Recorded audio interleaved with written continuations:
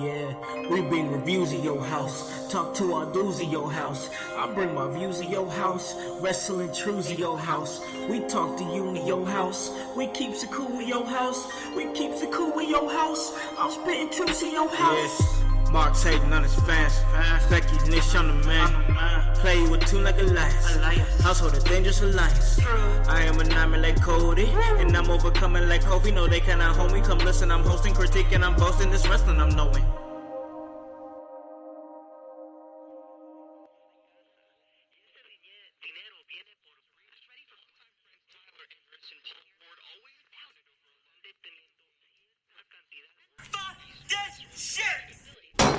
It's all about podcasts these days. My name is Brian Philbin Jr., and you're listening to the In Your House podcast. This is Austin Theory of Evolve, and you're listening to the In Your House podcast. This is AEW Darby Allin, and you're listening to In Your House podcast.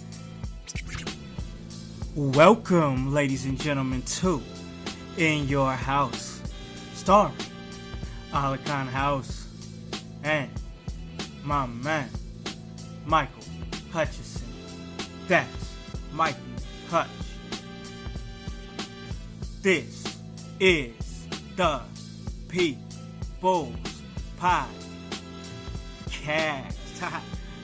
Hey, guys, you already know who it is. It's your boys, Khan and Hutch, ready to give you that work. When it comes to this professional wrestling business, that is what we do, and hey, we love it. So let you guys know where you guys can listen to this at. You guys can listen to this at Apple Podcasts, Spotify, Spreaker, Stitcher, iHeartRadio, Himalaya. Hey, you don't have an Apple device? That's alright. We're on Google Play. Anywhere that you guys are, we can get to you and work, and coast. Hey guys, check it out. You already know what it is. Oh yes, last time that I checked, In Your House was the hottest professional wrestling podcast in the Midwest. Untouchable, ladies and gentlemen, because we give you that work. Guys, it is Teflon Khan and Can't Touch Hutch back in the building. And oh yes, we're back to give you some more of that smoke. How you doing, bro? What's going on, Hutch? Man, I'm just chilling, bro. It's great to be back. We have returned.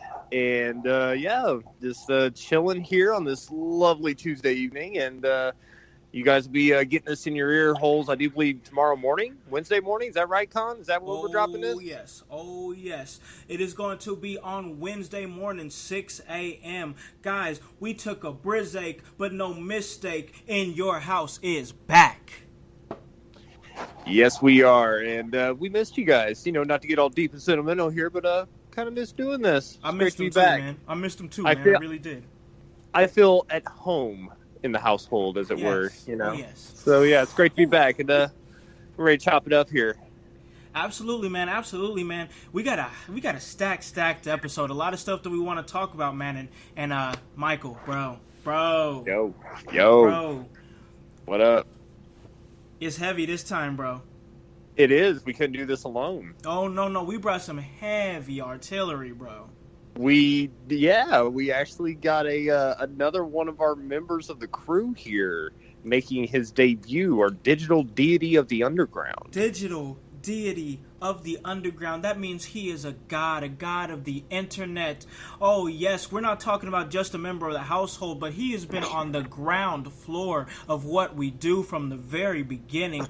Ladies and gentlemen, I want to introduce to you my man, Majin Masaya. How you doing, bro? I'm doing great, man, and that's the Black Adonis, Majin Masaya. Oh, I like it. Oh, Black Adonis. Oh, is he coming? I think now he's that's coming. a gimmick. That's a gimmick. Hey, I think he's coming for some smoke with Donnie, bro. Man, he might be coming from that In Your House championship. Around here. Yeah, I definitely am. Sooner or later, I'm coming for that title too. Hey, Get him. So yeah, man, we had to bring you on for this one, man. We talked about it for a while. Finally got a chance to do it, and man, you've done a lot of work, and we haven't got a chance to even tell you this. And like me and Michael have not even had a chance, the opportunity to really say this to you, like not in person, because we're obviously we're on the podcast, but not typing, texting, just talking. And man, you've done so much, bro, for this movement. Man, preach. I appreciate it. That's the truth, bro. It's so true, man. It's like, in all seriousness, I mean, I don't call this man the digital deity of the underground for nothing. This man has been so ahead of the curve. Yes, he has. When it comes to like what we need to do with this brand. Yeah. You know, he's like, oh, you guys need to get on Facebook. Y'all need to get a Facebook Live thing. So what we got a Facebook Live thing. Next thing you know, we're working with OWE. Yeah. And then he's all like, oh, you need to go for this guest. You need to go for this guest. All right, we'll do that. Next thing you know, we got it. So yeah, again, Majin, you know, this is the first time you're hearing his voice on the podcast, but this man has been giving you that work. For real, straight up work, bro. Straight up work in the background, just straight connecting the dots here, bro. And now finally, he makes his podcast debut, and we got a lot to talk about, fellas. Yep. Oh yeah, we do. All right. So we just checked out an episode of Smackdown. This is the Smackdown after SummerSlam. I thought we didn't really get a chance to review much of SummerSlam, and that's not what we're doing tonight. I'll say this. I thought SummerSlam was, in my personal opinion, average at best. A mixed bag. Yep. I agree. It was a mixed bag, and I'm not saying that I didn't like it. I'm just saying it was average. There were things that I liked. There were a few things that I loved. And then there was a few of the typical eye rolling because it was typical WWE 101 booking. Yeah. Yep. Just a lot of things that it's not the fact that I didn't like it. It's just the fact that it didn't wow me. Nothing truly wowed me in the night, you know? Oh, I don't know about that. I was wowed once. What was that? Bray Wyatt, bro. Oh yes, how did I forget about that? Come on now. Okay. Are we just gonna gloss over that like he did? Like that man did, or that Fiend didn't come out and blow everybody's minds? Come on, bro. Oh, I am wrong. I have no problem in admitting that because that was absolutely incredible. We haven't even had a chance to talk about that yet, so let's go ahead and bring that up real quick, and we will definitely get to SmackDown. Absolutely, but we have to talk about this. Yeah, I mean, I just got to bring up, I can't recall. I mean, I'm sure it's happened in WWE before, but I can't recall a "that was awesome" chant after a match when somebody was just leaving. I mean, I know it's happened, but just for a debut like that, yeah, that was just something. Just everything just came together. I mean, the music, the intro, yes, and by I believe it's a band called Code Orange. Is who's doing the remake or remaster of that track, and I dig it. I thought it was awesome, and the hurt heel chants. You know, the crowd's going to be doing that along with the intro every time he comes out. And the lantern that was apparently supposed to be Bray Wyatt's head. Yes, like that's fucking sick, dude. Like, what my god, that, bro. What was that? Okay. All right. So Majin, I know it's been a couple days, so I know you've seen it. What was you thinking when you saw that, bro? I actually loved it. I appreciate that the WWE is letting the Fiend be a full-on character, and not something like what Finn is doing.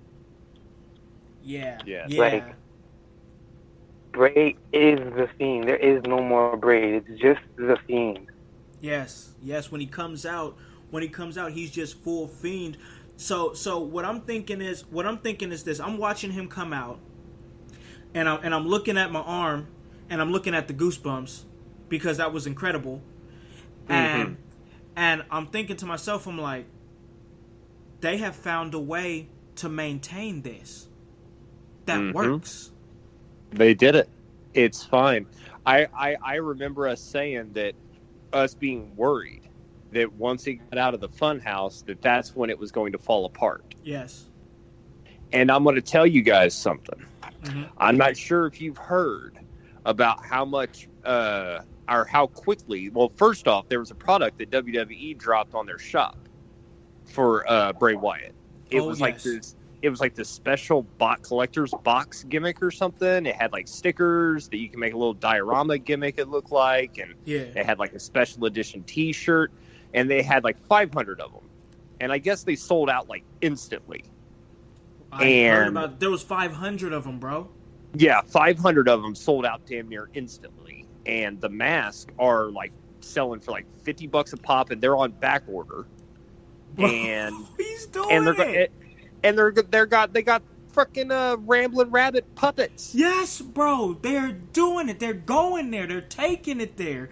They're letting Bray Wyatt be Bray Wyatt. Let him. And facts. And the reason why I bring that up and why we're going to see a lot of Bray Wyatt and Bray Wyatt's going to get a hell of a push. Oh yeah. He's making Vince McMahon money. He's moving merchandise hard. He's moving merchandise and I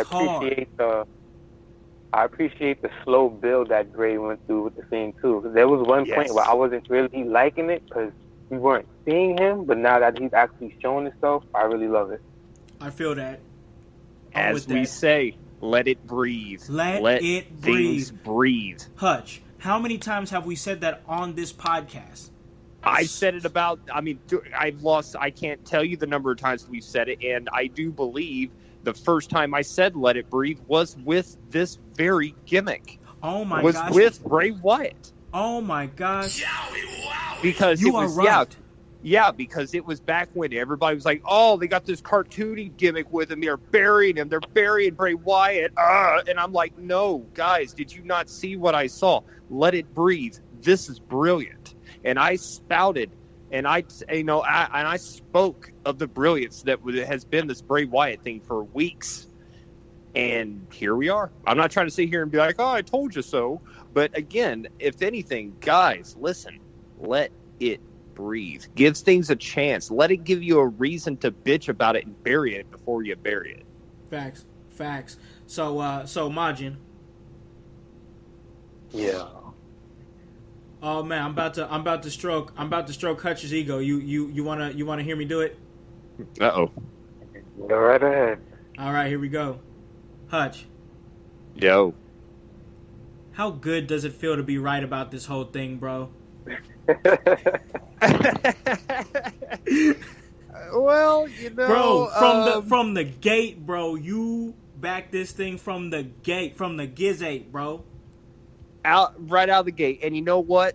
In all seriousness, it could all fall apart next Monday. We all know. I mean, I've had the rough, and I get it. I get why people was, hesitant to jump on this, man. But you know what? Again, I just had faith, and the one reason I had faith is another thing that we've been spouting on this show. Let the artists perform their art. Facts. Let them make or break themselves. And Facts. the reason why this Bray Wyatt persona is working is because it's from the mind of the artist itself. There it is. That's it, bro. That's it. That is it.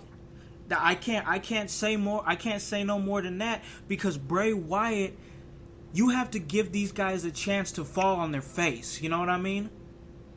Exactly. It's fly or fall. I mean, how many times did we say that if we can understand that if you can't go out and cut a 5-minute promo in front of a crowd at an indie show and stuff like that, okay, because you're still cutting your teeth and you're learning your craft and you're perfecting your game. If you're in WWE or at the very least NXT and you can't cut a 5-minute promo and captivate that crowd, you don't need to be there. Yep. We've said that so many times, bro. We've said that so many times. You've got, to me, sitting up there and giving these cats lines, you're babysitting them. You're babysitting them. You're pacifying them. You're not giving them a chance. You're not giving them a chance to fall. You have to give them a chance to fall, because if they fall and they fail, they got to stand back up. And if they can't stand back up, guess what? You're off the card. Facts. There it is. It's that simple. I'm not trying to be a jerk, you know what I mean? And I don't know, besides the time that we've spent doing what we do, I'm still a fan. But that's how I see it. You know what I mean? Exactly. So, I mean, simple. Oh, absolutely, absolutely. So we had to talk about that. We definitely had to talk about the Fiend Bray Wyatt, his debut at SummerSlam. I said nothing.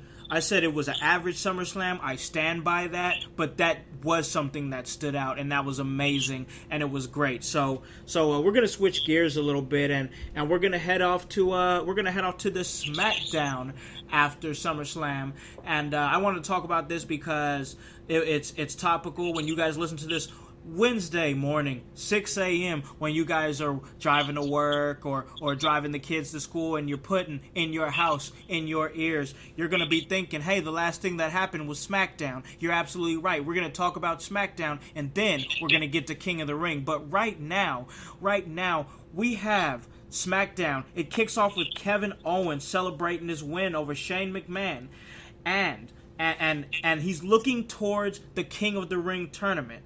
But Shane interrupts and says that KO had to cheat to beat him. He pointed out that he did attack an official, Elias, who is now the 24/7 championship. And can I just say that Shane's a hoe? He's really a hoe. Shane's a hoe. Shane's a hoe, bro. How you suspend the 24/7 championship? Like, I was pissed. I gotta say, I was pretty heated about that. Can I ask a question? Sure. When the hell did Elias win the 24/7 championship? Bro, I blinked my eye. What happened? Yeah, there was some backstage thing. It was, oh my God. What they had that big schmoz in the ring, and then they, like, ran backstage or something. Then, like, Elias was chilling, like, laying back in the cut. And, God, this sounds so silly to say.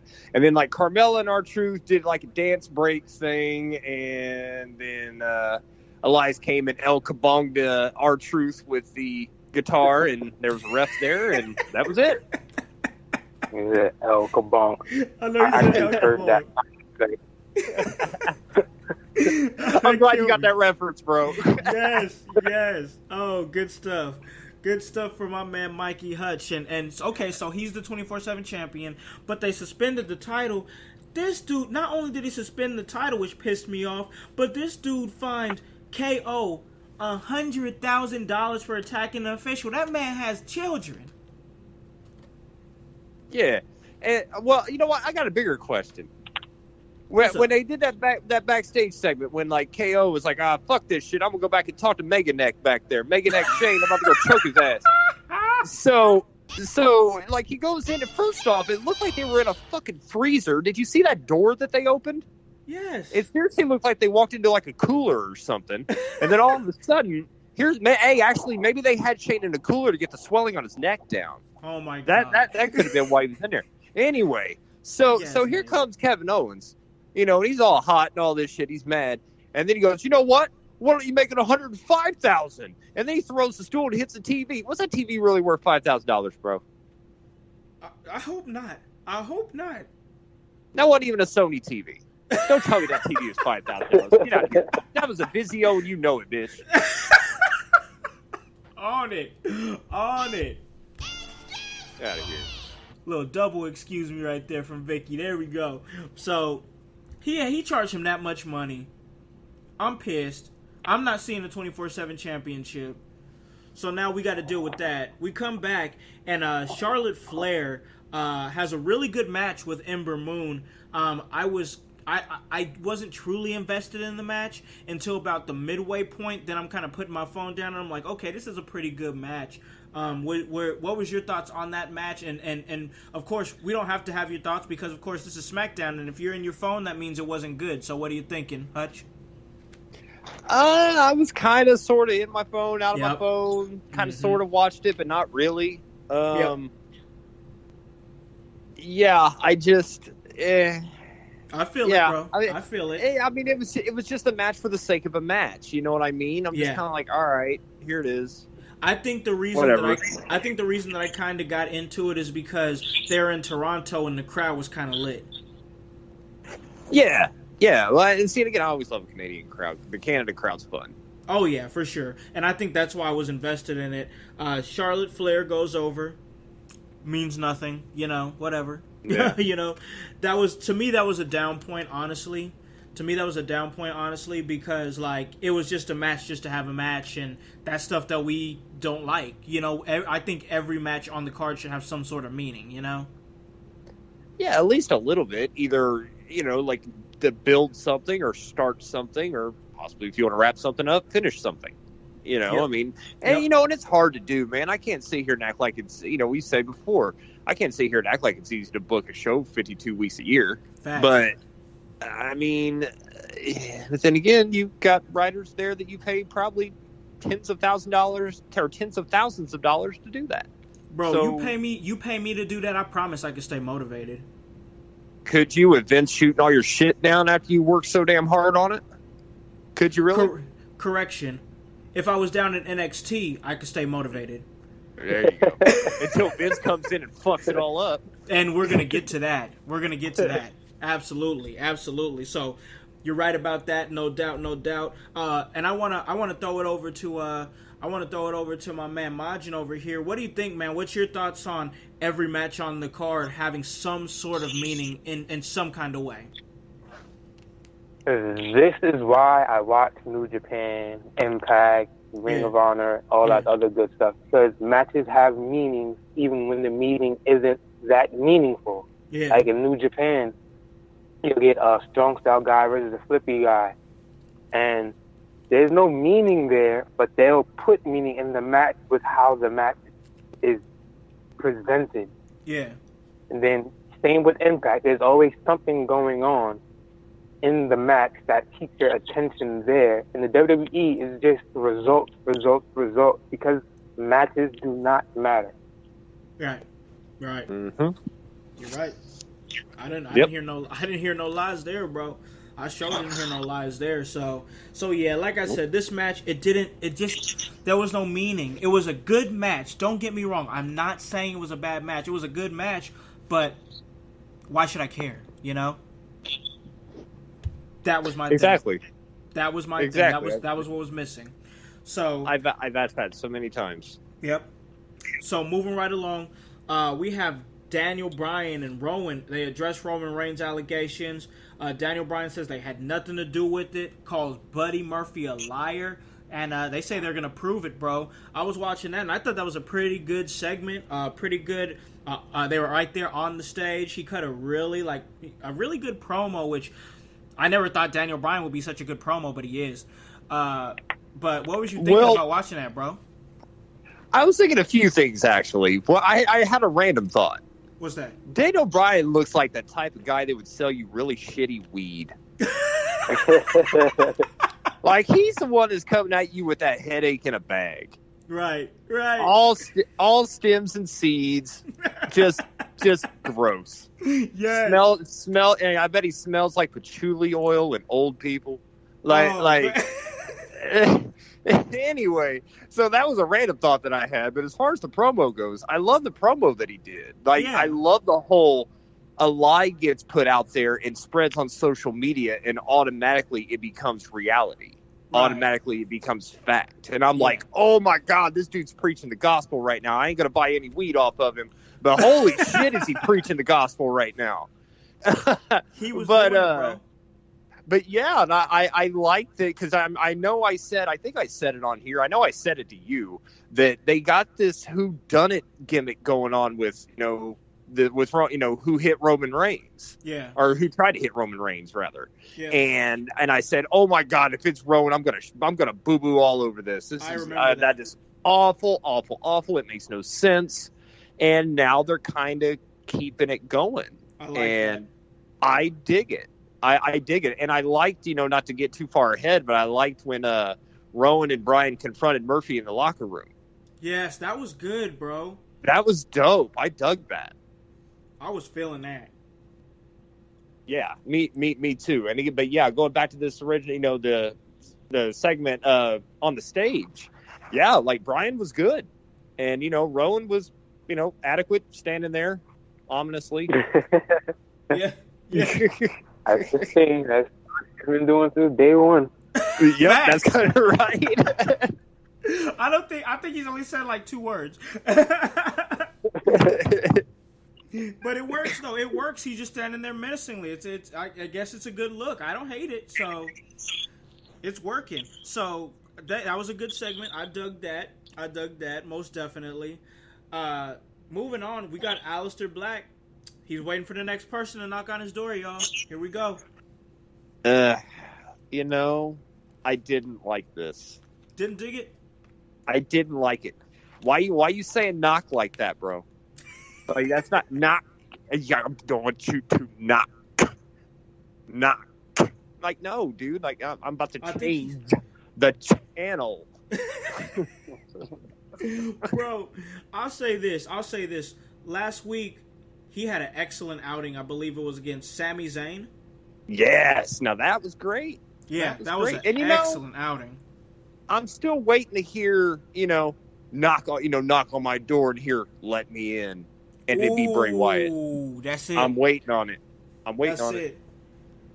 Oh, that is it. Majin, where are you at on an Aleister Black Bray Wyatt feud? Well, considering what Aleister Black is and what he's done so far and the momentum Bray has, I personally wouldn't be too into it because with the way the WWE is structured, Bray automatically gets the win. But I would be into it if Aleister was booked stronger than what he is now. Yes, if he's built up a little bit more. Right. Yep. No, I agree with that. I don't know. I definitely. That's kind of where I was at. Is I want to see them lead up to it, and when I say lead up to it, that could be something that's magical. I still remember that really good feud between Aleister Black and Velveteen Dream. I thought those two had a really good feud. That was one of my favorites. That feud didn't need to be that good. Facts. It was just two guys that were just natural with it. You know what I mean? Straight killing it. I enjoyed that. So I still got high hopes for Aleister Black. I think he's trying to make the knock thing an act like a thing, and it's not a thing. You know what I mean? Like, you know how there's some things like some people say things with different inflections, like when The Rock speaks, or when Hogan speaks, or when Stone Cold speaks, and he's trying to get his own, or even when The Undertaker speaks in the way that he says things. Yeah. His own cadence. I get it. Yeah. But I guess I'm not going to knock it. I'm just not feeling it. I see what you did there, bro. There's no psychology behind his catchphrase. Right. Yep. Yeah. See, and again, I'm seeing exactly like it. He needs more layers, I think. Yeah, there's got to be more layers. Got to be more than just the entrance, and I think it's a good entrance, and I think he's great in the ring. But there needs to be more layers to his character. Right now, he's just Aleister Black, and he's a guy that sits backstage waiting for somebody to knock on his door, and everything else is great. But why do I care about your door? What's important about your door? Right. Like, if I knock and I beat you, what do I get? There you go. Exactly. What's on the line here? You've got nothing that I want. You're just looking for a fight. And I feel like that if you want somebody to knock on your door, listen, people knock on the champ's door. You know what I mean? People knock on somebody that's been there 20, 25 years door. Right now, you need to come knocking on some doors. You know what I mean? Come for some smoke. And that's how I feel like a lot of good talents got over, is they came for the smoke. And he's waiting for the smoke to come to him. So, I don't know. Like I said... Speaking of some smoke, who is going to challenge the Street Profits? You mean on the main roster? Yeah. That's a good question. I do feel like that's coming. Who do you think it could be, I'm though? seriously interested in it. I personally think it's going to be the War Raiders or Viking Machines, whatever the fuck they're called these days. I think it's going to be Viking Machines. Hey, who knows? The name didn't change so many doggone times. Man, I would love to see that. The Street Profits versus the Viking Raiders. They're trying to raid their profits. Like, build up on that. There you go. And is I believe... Oh yeah, they got a little chemistry because they had some feud. They had a little feud over in NXT. Yeah, I'd be down with that. They got to get people caring about. They got to get people caring about the War Raiders again, or the Viking Raiders, or the War Raider Viking experience. The experience. Nobody there we know go. they goddamn name anymore. No, that's right. It's the War Raider Viking experience. Wait a minute. Is that Hutch? Is that right? I think so. I think they actually, while you were saying that name, they actually changed it twice. Damn. So I don't think that's accurate now. Damn. But nice try. But in all seriousness, though, yes, I would like to see that feud, and people do got to be caring about them. Like, I just feel like people don't care. And while we're talking about them, and then we're gonna move on to the next thing on SmackDown, I saw some report that I don't know if you guys saw this, but Vince don't like them because he doesn't think they're legit tough guys because they go to like cat bars, you know what I mean, and drink coffee and pet cats. That just proves how old, senile, and out of touch Vince is. Those two men, no matter where they have been studs and stars until they started working for him. Yep. Yep. It's sad. It's sad. Michael, what do you think about that, bro? Did you say cat bars? Yes, bro. Wait, hold on. Let's break this. What the hell's a cat bar? I guess I'm unhip. You can actually... Oh, it's a bar you go to, you drink, have a good time, and play and pet with cats. Yep. Better than a strip club, I can guarantee you that. I mean, if you can go to either one and get some cat, though. That is true. But hey, I'll only go to one that's sponsored by Starkiss, though. Motherfucker. Oh, man. Well, good luck segueing out of that one, Con. I know, right? Jesus, making my job hard, man. Come on. So, I wanted to talk about that a little bit. Actually, Majin brought that up, and that sparked a good little conversation. That was good stuff. But we got to switch gears here, moving right along. I didn't really pay too much attention to this Samoa Joe beating Kevin Owens thing. I didn't care. I'll be honest, I didn't care. If I could speak on that for a second, sure. There was something that I'm actually happy for Joe. I'm thrilled for Joe. You want to know why? You guys want to know why? Because he won a freaking match?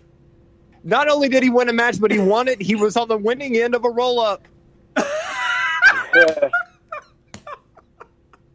I mean, Sadie, count me damned. By God, Joe won with a roll-up, and he finally got to walk out with a smile on his face looking victorious, while his opponent looked bewildered and lost. Oh my gosh, bro, the roll-up has been that man's worst enemy. Man, talk about a finisher. I tell you what, if I ever get a fight with Samoa Joe, I know it's the first thing I'm doing. I'm rolling his big potato-looking ass up. Yes, man. Yes, so Samoa Joe wins. We got the 24/7 champion in the building, but no 24/7 championship, that is, and that has me pissed. Elias, you're not a good champion right now. I don't like it. I miss R-Truth, yeah. and I miss Drake Maverick. I miss them both. They need to be champion. I've had so much fun with this title. I've just had an absolute blast. So moving right along here. Oh geez. Yep, it's time to talk about that. That's the Randy Orton, Kofi Kingston joining the match to make it a 6-man tag team match. Playa holla holla. And that's when I checked out. Yep. I was dumb, bro. Because I'm like, damn it, if these pricks can't get through one damn show without having a multi-man tag match. I was out, bro. I was out. They did that, and I was like, and time to go do my 5-star podcast. Done. I really thought Randy Orton was trying to goat Kofi Kingston into another title match. Yeah, I kind of did too. Although I will say that last RKO that Orton gave Kofi was pretty awesome. That looked pretty damn good. Dude, he gave that work to the entire New Day. Left 3 black guys in the ring. That is a bad look. Yeah, I'm not going to lie. Sitting here as a white guy, I'm not going to lie, I felt awkward. I'm like, oh, man, come on, bro. But he delivered the beatdown, ended the show. And apparently we got a little hook. We got a hook, bro. Yeah, and I love that. Yes. Because again, going back to this, who done it thing, they're gonna have to get Scooby and the gang on this, man, because it's like, who did it? And you got Mr. Badweed Daniel Bryan. Yeah. Like talk about we'll have the culprit for you next week. I loved it. So who's it gonna be? I have no idea, and that's what I like. I literally don't know, and I dig that. I'm like, wow, okay, WWE, I see that you are actually trying some different things. You're not just, and don't get me wrong. Let me prefix that with this. I enjoyed that for what it was, because I'm still a little fragile about the fact that it could be next week and they'll lay out a turd. You know what I mean? Because they're in Idaho or some shit. You know what I mean? Mm-hmm. Yep, we've been hurt before. Exactly. So it's not that I think that WWE's everything's gonna be awesome now. No, man, bro, I got trust issues. Yep. I got trust issues, bro. So I can't just give All I'm saying is, it better be Harper, because I've been wanting a Harper Reigns match for a while. Ooh. Oh, I didn't even think about Harper. I feel like those two would put on a great match. Harper has the size for Roman, and Roman has the small stature for Harper, for them two to really put on a good match. I agree with that. I absolutely agree with that. Then you can put Harper, if you really wanted to, you could align Harper with back with Rowan and now with Daniel Bryan. I think that'd be cool too. And you might as well be doing something with Harper. They've already extended his contract so many damn times. He's there for the rest of his fucking life. Oh, see, yeah, he ain't getting out. He's Harper's got a Legends contract by now. He's stuck, bro. He's got that big show ironclad contract. He can't get fired. Exactly. That's right, ironclad. Got his own bus. He's stuck, bro. He's stuck, bro. Everybody's talking about that big old lifetime contract that Undertaker just signed to keep him with the WWE for the rest of his life. Let's talk about Harper. He got the same contract going, bro. Same. He got the same contract going. It's crazy, but I do like that. They modeled that Undertaker's contract off of Harper's.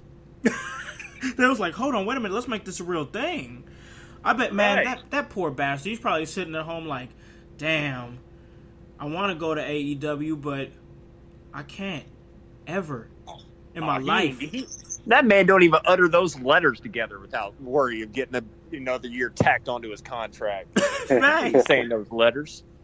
Exactly. If he even aligns those letters in his alphabet soup, he's got another 6 months. He's got another 6 months, bro. So I do like that idea.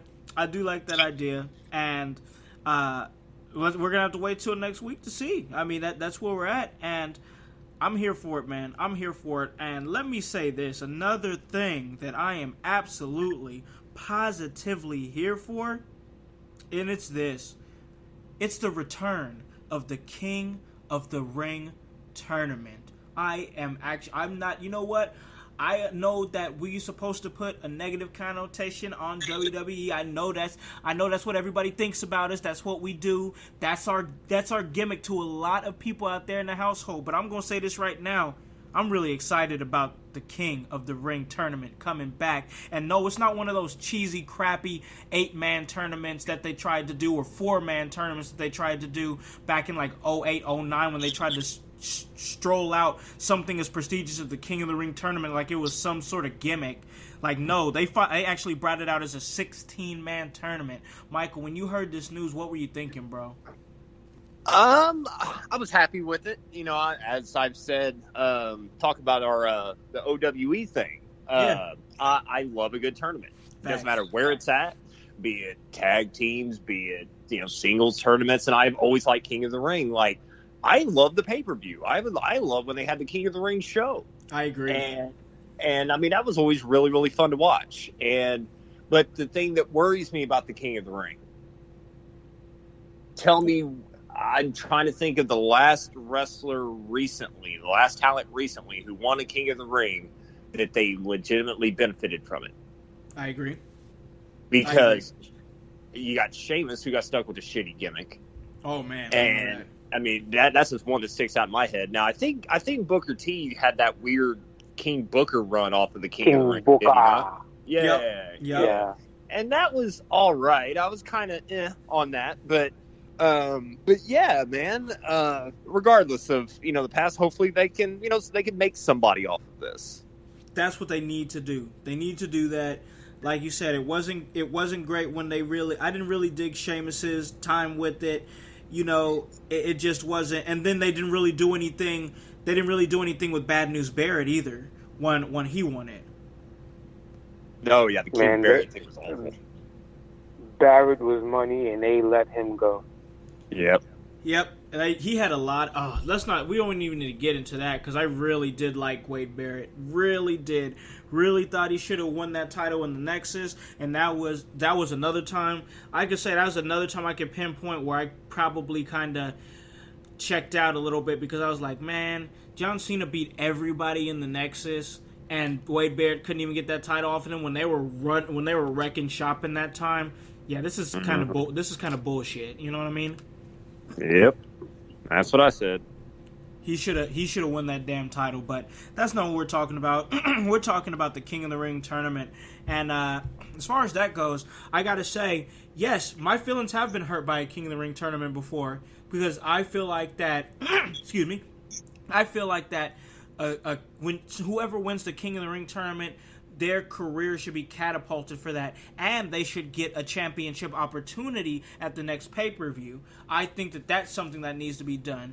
I feel like with the names that are in here, the names that are involved, I don't really see a name that if they won it, I wouldn't be pissed. Like, I see nothing but really like mid-card talent, no real main event. So the way I see it is, somebody can get another major push off of this, and I'm read the names off, and the names are this: Ali, Andrade, Apollo Crews, Baron Corbin, Buddy Murphy, Cedric Alexander, Cesaro, Chad Gable, Drew McIntyre, Elias, Kevin Owens, The Miz, Ricochet, Sami Zayn, Samoa Joe, and Shelton Benjamin. Now, I really think that's a good lineup. I really do dig that lineup. Majin, what are you thinking, man? With those names I just rattled off, what do you think about that lineup? Well, my first thought was Cesaro was going to take it, but then I heard Ricochet and Sami Zayn and Apollo Crews, and those four in the ring, like, mixing it up together, that right there was match of the year for WWE. But yeah, the King of the Ring has me excited. I haven't been excited to watch a WWE event since WrestleMania, and I only was really into WrestleMania for the Iconic Kofi. So yeah. I feel that. So King of the Ring is here. So now I'm going to bring up some interesting scenarios here, and I'm going to start it off, as we always do, start it off with Michael, then we'll move it over to Majin, and then I will give my pick. So we're going to start it off with this, Michael. Out of the names that I prattled off, who is your favorite to win this tournament? Well, I think it is going to be the King of Swing, Cesaro. Yeah, you go. You clapping. I was going to say, I hope that's you clapping over there. I don't know, man. He might have went to Area 51 and was clapping some alien cheeks. Hey, let's see them aliens, though. Hey, yeah. Let's go. Where they at, though? But yeah, man, that's my pick, because, I mean, Cesaro kind of needs something. You know what I mean? I don't know what it is that he's missing. He's just got that missing piece that he's never really been able to put together. You know what I mean? And this could potentially do it. You know? So yeah, that's my pick. I'm going to go with Cesaro. I like that pick. That's a good pick. Cesaro could definitely use this. to kind of reboot himself, I would definitely love to see it. So moving right along to the digital deity of the underground, our man Majin. Who are you thinking, bro? Who is your favorite for the King of the Ring tournament? With Cyborg Cesaro as well. I've been a fan of his since his independent days. Waiting for that man to win the championship, and he hasn't really had anything in the WWE except tag titles. So yeah, this is his time, man. This is really that point for him. I like those picks. I honestly do. So I'm gonna give my pick, and my pick is this, man. I think it's Drew McIntyre. I think it's Big Drew. I think Drew is going to use this opportunity to catapult himself up to the next level. This is a great excuse to put Drew in the title hunt. And I'm here for Drew McIntyre, Seth Rollins. I'd watch it. And I'm tired of Seth Rollins with the title. Put it on Drew. I'm here for Drew McIntyre all day. You know, that's actually a really good pick. And just to kind of fantasy book off of that, you could, because like you had that segment with, I believe, it was on Smackdown tonight with, was it on Smackdown? I think with Paul Heyman talking about, or no, maybe it was on Raw, because I watched a little bit of Raw today too. Yeah. Yeah, it was on Raw, where Paul Heyman talked about Brock was not able to get a rematch, which that's good because if you recall, they were like, no more automatic rematches. Yes. So I'm like, hey, nod for consistency there. Your consistency editor or whatever showed up to work this week. Right on. Right. And Vince listened to him. That's great. But with that being said, they could have Drew McIntyre take that belt off of Rollins and set up a hell of a match between Drew McIntyre and Brock Lesnar down the road. Ooh, you motherfucker. I like that. Hey, ain't gonna be too many more motherfuckers now. Oh, man. I love it, bro. I really like that. That's a match I want to see, bro. Ooh, little Suplex City versus... Ooh, yes. The Scottish Psychopath. I'm here for that. Mm-hmm. I'm here for that. What are you thinking, Majin? What do you think about a match between Big Drew McIntyre and Brock Lesnar? I like it, but you know, I'm a stickler for storytelling, so it would have to be a decent story for me to be invested in it. Like it can't just be any old. I'm Drew, you're Brock. I'm gonna fight you for the title. Like have Paul Drew or something, and then have him turn on Drew and save out Brock. Ooh. Yeah. Somewhat like the Brock Lesnar, Big Show, Paul Heyman situation. Ooh, okay. Ooh, yeah, that could work. That could work. I can see that. Man, we're having a great conversation here. I'm talking to my man Hutch, co-host of the In Your House show and the digital deity of the underground. That is Majin, Masaya. We are straight up killing it. Talking about a little King of the Ring. We talked about Smackdown. We talked about Bray Wyatt. It's been a great conversation. But moving right along, I got to get to the next question. And my next question is this. Michael, we just talked about who our favorites are, but I want to ask you this. Who is a sleeper that you think can win this King of the Ring tournament? Sleeper pick. You said Ali's in it, right? Ali's in it. I think I'm going to go with him.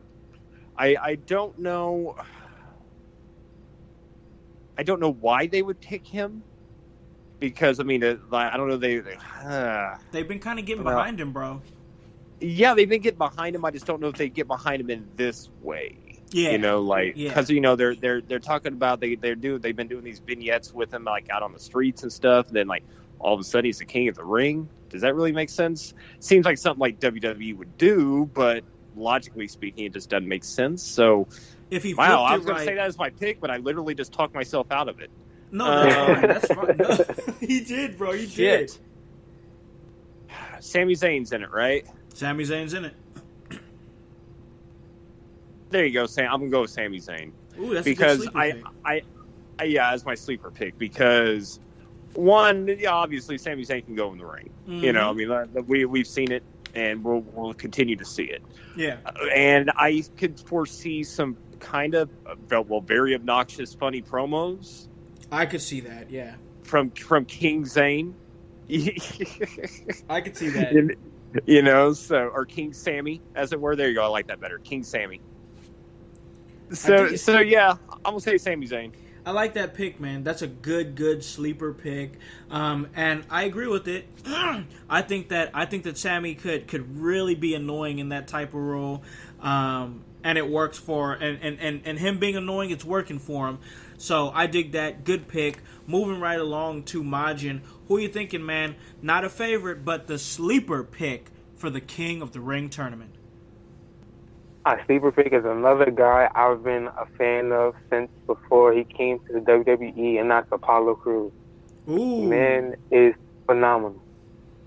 I like that pick.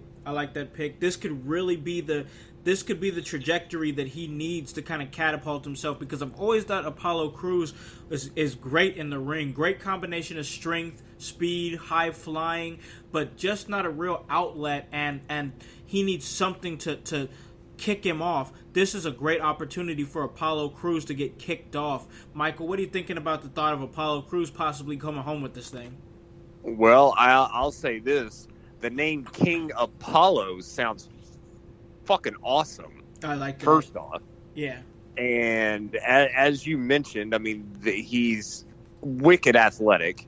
And yeah, I'm with it. I think that's a damn good pick as well. And this would give him, you know, some meat to chew on, so to speak. It would give his character something, because again, it's what you know. We always talk about moments, right?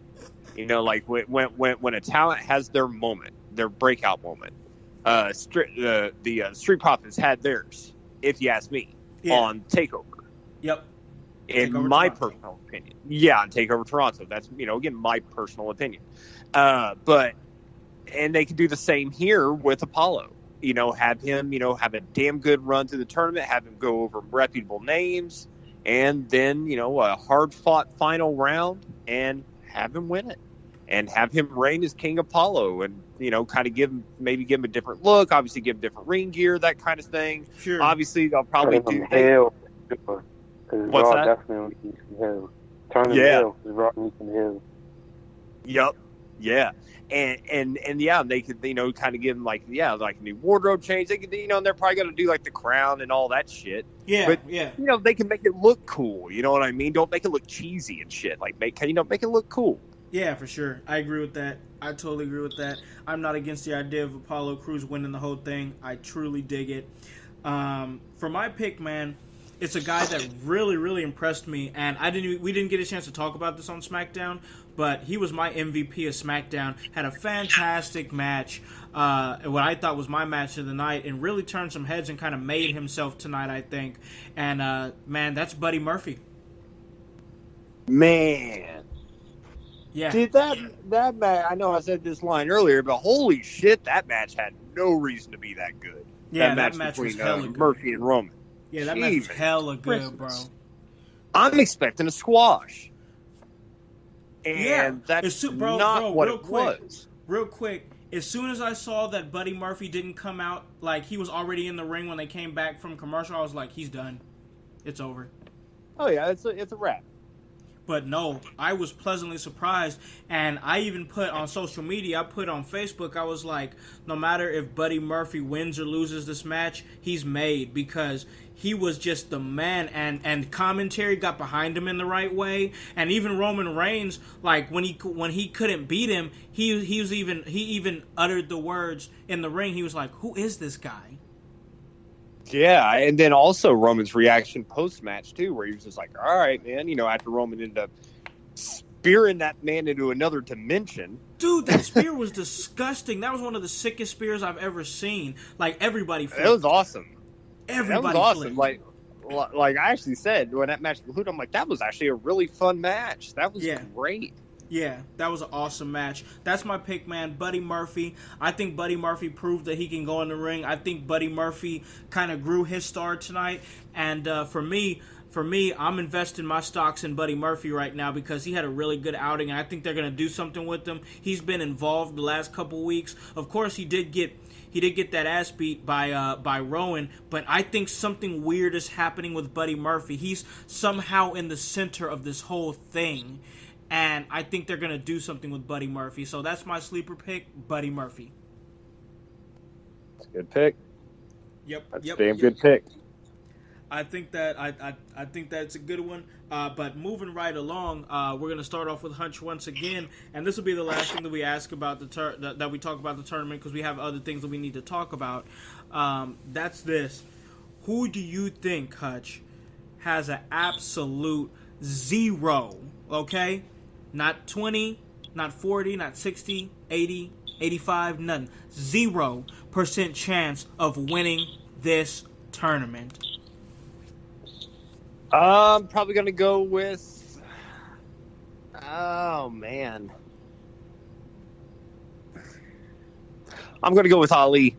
Ali. Who is actually going to be my sleeper pick. Your sleeper pick went to the guy that's not going to win it all. See, that's what we do here. That's, I almost said his name. I almost said Voldemort's name. Uh-oh. You almost said it. You might as well say it, bro. I almost said it, but it was a swerve. It was a swerve for you. Y'all know who I'm talking about. Love him or hate him. Oh yes, absolutely. So Ali, you think that he has no chance of winning this thing for pretty much for all the reasons you've already said, right? Yeah, pretty much. Yeah, I think we already covered it. Yeah, for sure. No, it's just not a fit for him. Yep. I hear what you're saying, bro. And with that being said, since that's already been resolved, Majin, who has a 0% chance of winning this thing, bro? All right, this is a smart-ass answer, and, because I pay attention, but Ricochet, he has 0 chance of winning this, simply because he's in a feud with the OC. Ooh, yep. Yeah. The OC could even cost him his tournament match, heating up that feud. Exactly, and he has plenty of matches coming up if he is going to advance. Yep. He could advance all the way to the finals and still have a 0% chance of winning. I mean, because every match is a new match. Every single match is a new match, and that's the awesome thing about tournaments is that every single time you go in there, it doesn't matter how many times you've advanced, you're going in there 0-0, bro. You're going in there 0-0 every single time. Every match is a new match. So at any point, you can have 0% in my eyes. 66 2/3% to chance and shit. No, it's 0. So my pick honestly is it's Chad Gable. They haven't given us anything to think about or chew on Chad Gable. I think he had one backstage segment where somebody was saying he was too little. It was Elias. He was saying, "Hey, you're just a little guy. You're too little," and then nothing. So if they try to ramp him up, I just feel like that's too much trajectory. You're going from 0 to 100 real quick, and I just don't think that he has a chance of winning this tournament. Man, I feel bad for Gable, man. He was in a very great tag team, and then they basically stole his partner, ended his partner's career, and now he doesn't have a career. Yeah, pretty much. What the hell? Whatever happened to Jason Jordan? What is he doing with his life now? Does anybody know? His career is over. Yeah, he's done. Career-ending neck injury. Ooh. Yeah, he's an agent. He's an agent now. Is he really? That's what I heard. I heard he's working backstage. Yeah, I don't know how that news slipped me by. That's crazy. I was wondering. Last I heard, there was chance he was coming back, but he was going to be out for a long time. I guess he's done then. No, his dad Kurt still shows up in visits though. I can't believe they tried to. What were they thinking? I can't believe they tried. What were they trying to do? Talk about a missed opportunity. Why they not get Maury to guest star? For this segment, man. They could have had a Maury segment and all this. They could have just went the whole 9. I mean, if they're gonna do that silly ass shit. I know, right? Like, my black son. Like, Like, what's happening, bro? Like, nobody was buying that bullshit for a minute. Nobody. But absolutely, King of the Ring tournament, a blast. I mean, I love it. I'm so excited. This is gonna be fun. I love tournaments. We've said it so many times. And hey, it don't matter if it's AEW, WWE. I just like tournaments. I dig tournaments. So I'm gonna check that out, and it's gonna be fun. I only want to talk about a couple more things. The last thing we're just gonna graze over, but this is what I really wanted to get into, because I know we're gonna kind of sink our teeth into this one. So there's rumors that with AEW going on Wednesday nights, and of course competing directly with NXT, there's word that NXT could be coming to Fox Sports 1. These are just like rumors that me and Hutch have heard. But with that being said, another thing that's been rumored is that if something like that does happen, there's rumors that Vince McMahon is going to come and take some control over NXT. Red alert, this is not a drill. Vince McMahon is going to come and take over NXT. And I am very afraid of that, bro. I'm not going to lie. Michael, where are you at with the possibility of Vince coming and getting involved with NXT? Danger. Yes. Sound off all the alarms. This is not a test, because this is not good news for NXT. At all. Majin, what are you thinking, bro? What are you thinking about this news? I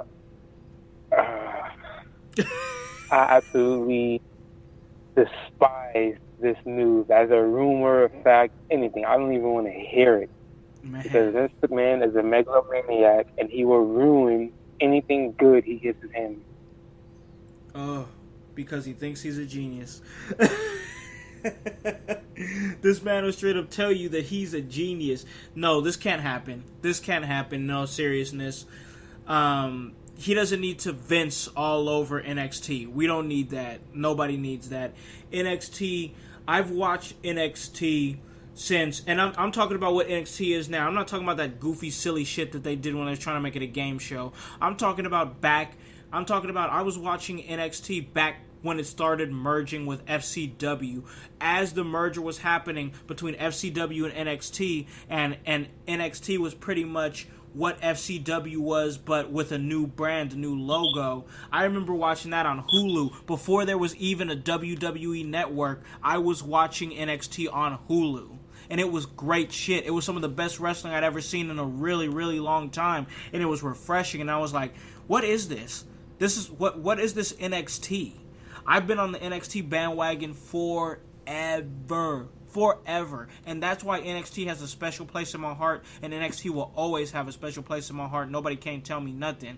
Man, if Vince comes for my NXT, bro, I'm going to be pissed the fuck off. Man, stay away. Do not come for NXT, because NXT has been pure good, and you can say what you want about the main roster. I get that the main roster sucks, but you get a really good indie type promotion with WWE production, and I'm here for it. I'm really concerned about this. Michael, what's your mindset? What's your thoughts? Where is your mind at about even a possibility of Vince coming for NXT, bro? It's a bad idea, man. It's a bad idea. First off, it'll get us our first bad takeover. Oh, for starters, because they haven't had a bad one yet. Yeah, and Takeover. And the formula that NXT has ran with, since Triple H and then his people has taken it over, works. Mm-hmm. It's simple yet effective, and Vince is not that. Vince just doesn't get it, and it's just going to become another WWE show. Yeah, I mean, I know it's a WWE show, but you know what I mean. I know what you mean. it's just not going to work. I hope it's a rumor like the Fight TV thing was. Yeah.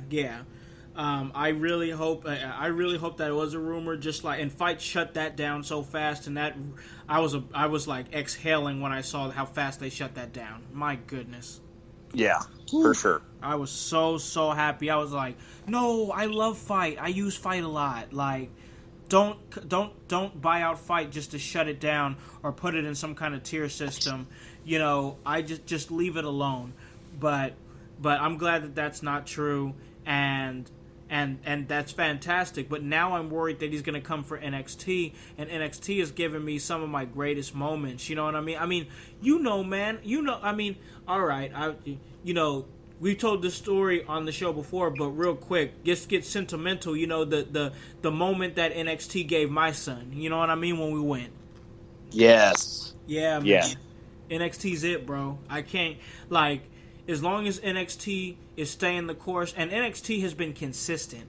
It's been consistent. There was a good portion of these episodes here on this podcast, this 5-star podcast, where I was doing consistent NXT reviews because I'm that passionate about NXT. I did it every week, every Wednesday night, and it was fun. And then things started changing with the show, and you know, we had to make some adjustments because our trajectory just went so through the roof that we had to make some changes. But still, that passion for NXT and that love for NXT is still there.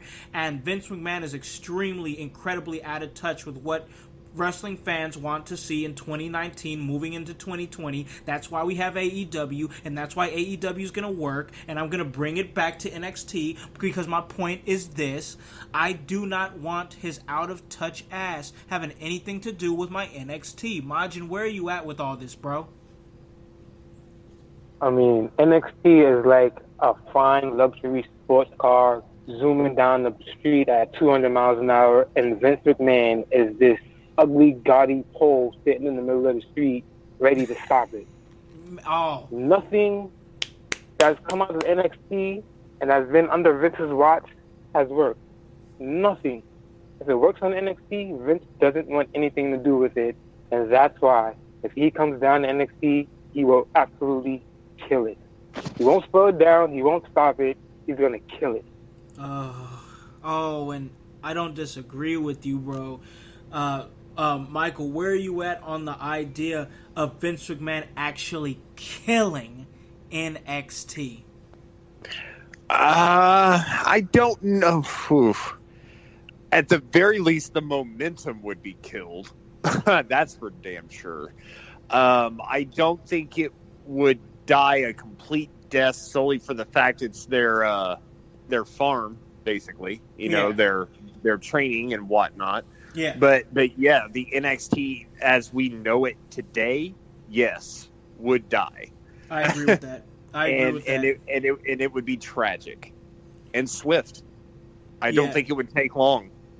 I don't think it would take long either. I think people would start to... I mean, honestly, I agree with both of you on the death of NXT. I agree that it will still be there, but the spirit of NXT will die. That is the most specific thing of the spirit that is NXT will die. If you think about it, we technically have already seen Vince's version of NXT. Back when they had the what was game it? Show bullshit. Yeah, that game show bullshit where they had Titus like running with that beer keg and he fell down.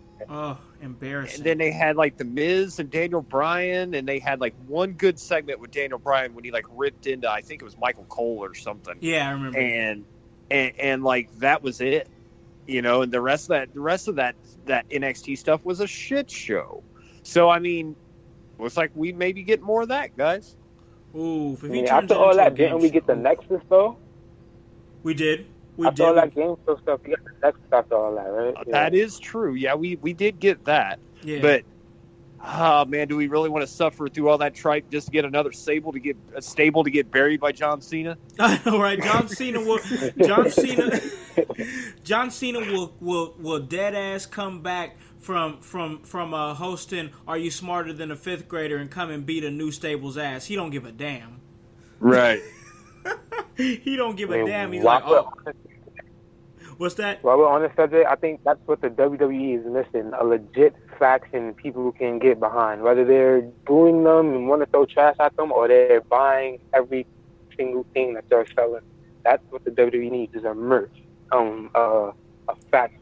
A faction, yeah. They do need a faction. I like the fact that they're starting to bring 3-man teams in, but now I kind of want more than just the 3-man team.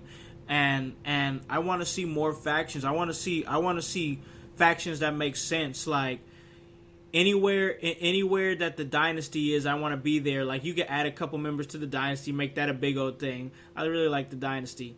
But yeah, I agree with that. The faction, a faction, 5-6 guys, just one big old thing. Like you said, either fans are throwing trash at them or they're buying all their merchandise. But we need a new stable, something cool, something hip. You know what I mean? I'm down for it. Absolutely. And as far as Vince coming and taking over NXT, I think that it would kill the spirit of it, because you got to think about it. They want to put NXT on regular TV. Well, Hutch has said it himself, and he's right. He's absolutely right. Fox Sports 1 is not something that everybody has access to. And on Wednesday nights, if they're like, oh, I want to watch NXT, but I don't have the network, but I just want to watch it on regular TV, but I don't have Fox Sports. I don't have Fox Sports 1. Well, you know what? Somebody with basic cable does have TNT. Mm-hmm. That's right. Exactly. Boom. And are people really going to? I mean, if anything, I find it kind of strange that they're going to do this hard push for this Fox channel anyway. Because I mean, what about their network sales? Yeah. I mean, the network. I mean, or excuse me, NXT is one of the main reasons. I'm willing to bet if you used to take a survey. Yeah. Why do you subscribe to the network? What's the show you look forward to watching the most? NXT TakeOver. Yep. NXT. Yep. You know, and now you're going to try to do this hard push to get it on Fox, and not even like a main Fox channel, but like a subsidiary Fox channel. Like really? And why would you not try to get NXT on like ESPN or something? Right. Exactly. Like ESPN would have been a brilliant move. Yeah. Yeah. But no, they want to go. Well, I mean, and I get it, you know, staying under the Fox umbrella and all that stuff. I mean, in that regard, it makes sense. Yeah, for sure. But it's like, are people really going to be like, oh man, I got to update my Dish Network package or my cable package to be able to watch NXT on Fox Sports 1 or whatever the hell it is? Like, you don't have to upgrade your cable package. All you have to do is get the WWE Network. This doesn't make a whole lot of sense to me. Exactly. You know, and that's what I did, and that's what I've been doing, and I'm going to keep doing it. Yeah, exactly. You know? Exactly. I just want to. If I want to watch NXT, I just put it on the network. It's $9.99. And how much do you think that it's going to be to? How much do you think it's going to be to upgrade your cable package? I'll tell you, 9 out of 10, it's going to be more than $9.99.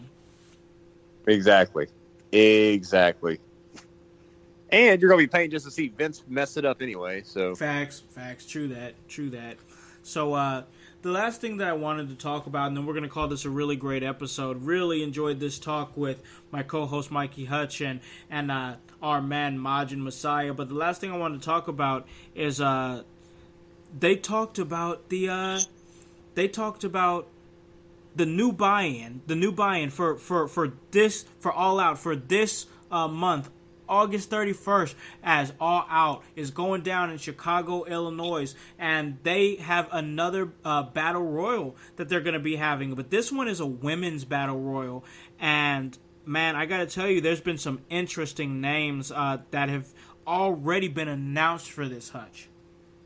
Yeah, I actually love all three names that got announced for this, and again, it's just another little thing that AEW is doing to kind of hype their brand, you know, hype their product, to get people watching. And again, they gave me yet another reason here. Yep. Of course, we're biased, so of course we love AEW. Totally biased. We're absolutely biased. All right. We're fucking biased, all right? I'm fucking biased because I love that Tony Khan money, bitch. Hey, Tony Khan money, bro. But yes, the names announced, man, very interesting names. Ivelisse, of course, everybody remembers Ivelisse most notably from Lucha Underground. At least that's where I most remember her from. What are you thinking about Ivelisse, Majin? I like her. I've been a fan of her since her Lucha Underground and Impact days. Definitely got my interest. Absolutely, absolutely. And another name that really threw me, that is Jazz. Jazz, of course, former WWE's WWF, but of course now WWE star, and also the longest reigning NWA Women's Champion. She's now in for this battle royal. Michael, when you heard Jazz, what were you thinking? First off, I was impressed when I saw her. I mean, I'm like, damn, she stepped out of a time machine or something, because she looked in fantastic shape from what I've seen. And I want to know the armor level of that helmet that she had on, man. That big ass Vader-esque mastodon looking mask thing that she had. Like, I don't know, like that was awesome. And like, I legit feel like that woman could beat my ass. Like, I she's awesome. Oh, and she can. I don't say, yeah, I'm sure she could, bro. Man. I have zero doubt. But yeah, and from what I hear, man, she's been doing, I mean, still out, killing it in the indies and stuff. So yeah, I'm looking forward to seeing what she can do. Absolutely. I'm totally here for that. Great pickup by AEW. But this last pick, this is the biggest wild card, I think, that I mean, this totally was out of left field. And it's the fact that one of the greatest, Roddy Piper, his daughter, Till Piper, is in for this casino battle royal. I have no words for this because I didn't even know anything about this. I actually went on YouTube to try to find some videos of her training or in a match or something. I could not find anything. This is crazy. Michael, have you seen anything of Till Piper in the ring? I can't say that I have, man. I think I could be wrong here, but I think she may have been in NXT for like a cup of coffee. Like, for just like a little bit, maybe. Right. I could be wrong. I don't know. Right. But as far as what I've seen, nothing. However, I think there may be there may be something to this. I think not only is she going to come out and just like blow everybody away with how great she is in the ring. Yeah. I think she may win the whole thing. Ooh, interesting. And I think that, man, if they could do that, and they do it the right way, a star is born in my eyes, especially going into October 2nd. Hey, it's coming Wednesday nights, AEW on TNT. Majin, what are you thinking about this news of Till Piper? I had no clue about it until you guys told me before we started this, and I'm pretty excited about it. I honestly kind of want to know how AEW was able to swing her, but the WWE wasn't. Facts. That's a good thought. I didn't even think about that. I can answer that. What's that? It's because it's all a work, remember? They're all everybody's in work. Everybody's in bed together. And if you think about it, just to add to that a little bit, who popped up on Raw this week? Didn't Bret Hart pop up, the same man that was propping up the AEW championship? Man, what the hell, bro? I knew I should have stayed on that roller coaster.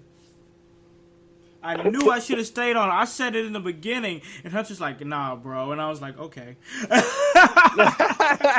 Oh yeah, put the heat on me. I didn't say that though. Oh, and since we're on the subject of second, third generation females, it would be nice if AEW got Noelle Foley, Piper's daughter, and Saul Guerrero together for a nice little match or trio faction. Those three women would be nice together. Ooh. A new legacy. I like that. I like dig that it. idea. Yeah. I'm here for that all the way. I'm here for that. Oh, yes. Man, there's so much possibilities with AEW. I'm so damn excited. And see, that's why I love AEW, man. Again, because we don't know what they're going to do. I literally don't know, and I love it. That's fun, and that's what makes wrestling fun, to get in the spot in 80. Like, what's gonna happen? Like, again, Yes. I can't wait. I'm so here for it, man. Yes, AEW, absolutely love it. I cannot wait for All Out. That's going to be so much fun. And I know I said that was the last thing that we were going to talk about, but no, I got one more thing that we want to graze over, at least real quick. We have to do it. We have to do it. And of course it's AEW related, so I'm more than happy to talk about it because I'm biased as fuck. But the thing that I want to talk about is the fact that AEW signed Orange Cassidy, and the old heads are pissed. Oh, Cornette's, I guarantee you. Cornette may have punched a Wendy's employee upon hearing this, man. They put the cheese on his cheeseburger, and he's whooping somebody's ass with that tennis racket over Orange Cassidy because they gave him orange soda. Man. I'm about it, though. I love me some Orange Cassidy. And it's going to be great. I mean, if you ask me, he's the perfect comedy wrestler for 2019. Yes. He just don't give a fuck, bro. He doesn't give a damn about a thing. He don't give a fuck, but don't you knock his glasses off. You knock his glasses off, boy, you getting all the smoke. All of it. Again, and to those WWE fans who hate Orange Cassidy, I mean, you love the 24/7 championship, and that's pure comedy. That's exactly what Orange Cassidy is, pure comedy. Boom. Yep. Boom. That's it. And can I put over something that Orange Cassidy does? Again, I know nothing about taking bumps. Right? Nothing about taking bumps. But I feel like, again, and I'm sure any talent out there will say that there's an art to it, right? Yeah. Like the flat back bump and all that stuff. How the hell is this man taking bumps like that with his hands in his pockets? How the hell does he keep up with his hands in his pockets? I don't know. That too. What's happening? And this guy can't get a shred of respect from these old heads? Come on, bro.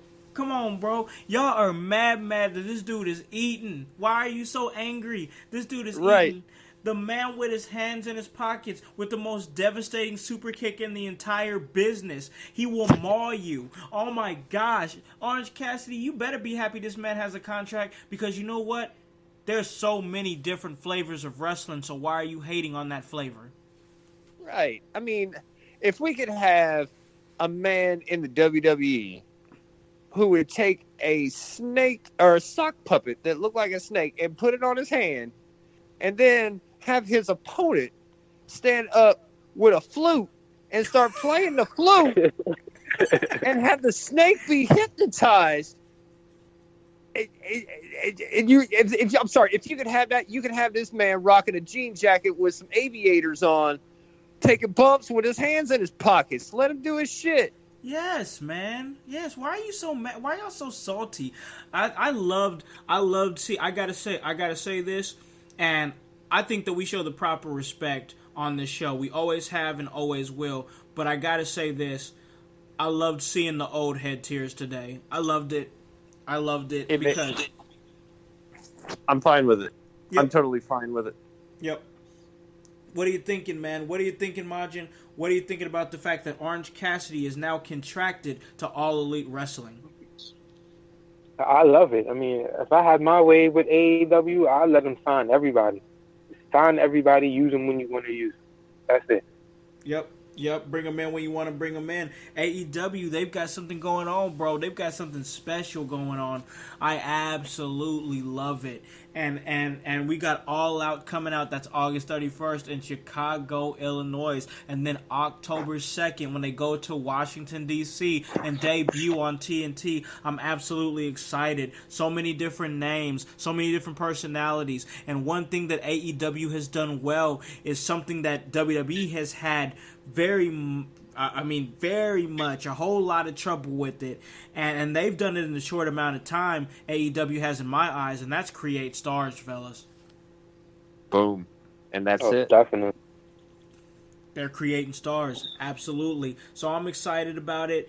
But I will say this, I'm excited about this. AEW is already, and you can see it, you can feel it. AEW is already forcing WWE to step their game up. We've said that they're going to need to do it, and guess what? WWE is doing it.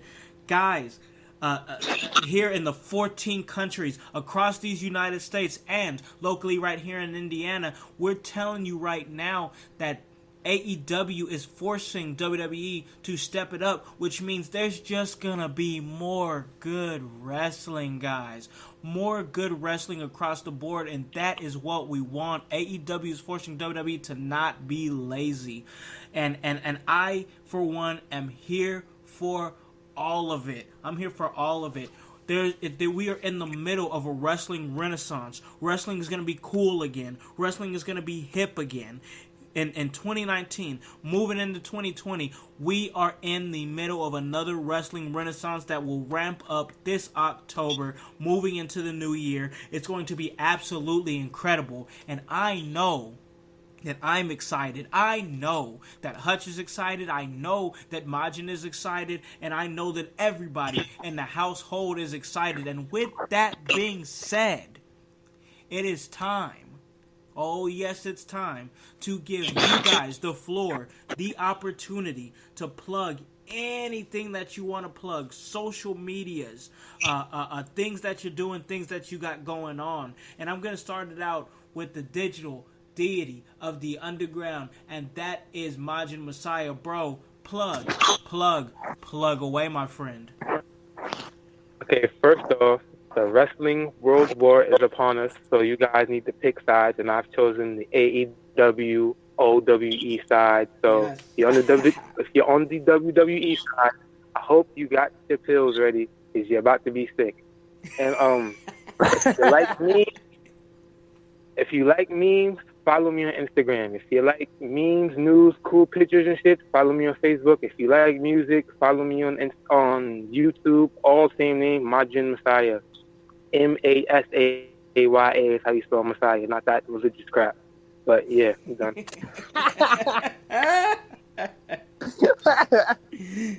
There you go, straight like that. Also, you can check out Majin Masaya. You can check him out.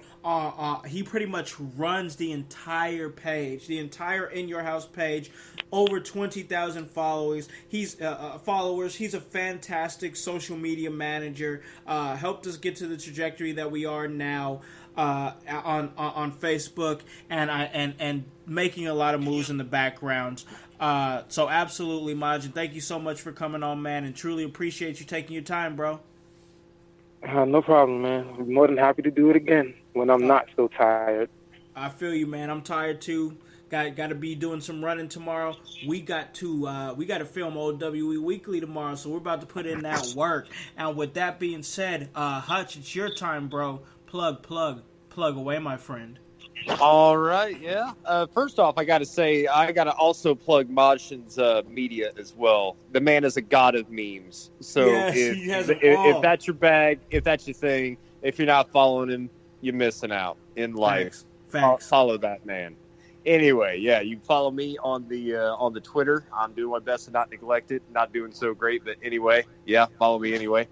It's Hutch, at Hutch IYH. Give me a follow. Let me know what you do. We can talk about video games and wrestling and whatever.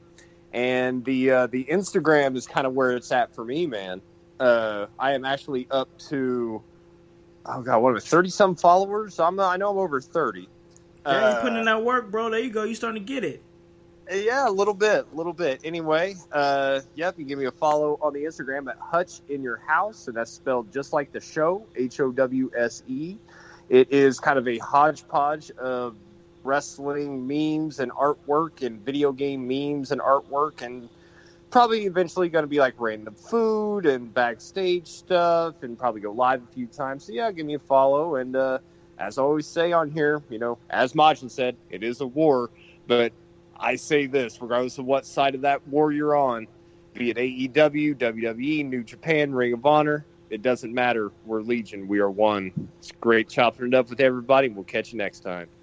Absolutely. Guys, there is a war brewing, but always remember this, that we are one. And this was one great episode. Absolutely. I want to thank Majin Masaya for coming on, and of course the co-host of the In Your House, so Mikey Hutch. Absolutely.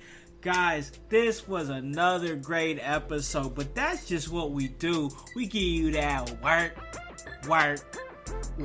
So, let you guys know where you guys can listen to this at. You guys can listen to this at Apple Podcasts, Spotify, Spreaker, Stitcher, iHeartRadio, Himalaya. Hey, you don't have an Apple device? That's alright. We're on Google Play. Anywhere that you guys are, we can get to you.